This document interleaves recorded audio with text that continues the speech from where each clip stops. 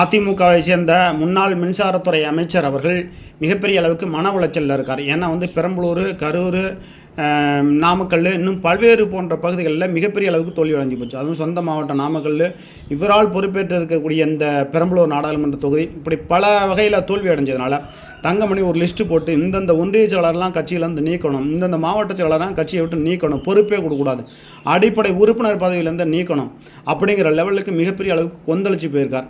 ஒருவேளை தங்கமணி அவர்கள் சொல்லக்கூடிய கருத்துக்களை எடப்பாடி பழனிசாமி சொல்லவில்லை என்று சொன்னால் நிச்சயமாக இவர் ஓபிஎஸ்ஐயோ அல்லது அம்மையார் சசிகலா அவர்களையோ சந்திக்க வாய்ப்புகள் இருக்குது அப்படிங்கிற மாதிரி சொல்கிறாங்க. எது எப்படியோ பெரம்பலூர் நாடாளுமன்ற தொகுதி, கரூர் நாடாளுமன்ற தொகுதின்னு துரோகம் பண்ண ஒன்றிய மாவட்ட செயலாளரில் கட்சியில் பதவியிலிருந்து தூக்கணும் அப்படிங்கிறதுல மட்டும் தங்கமணி மிகவும் உறுதியாக இருக்கார்.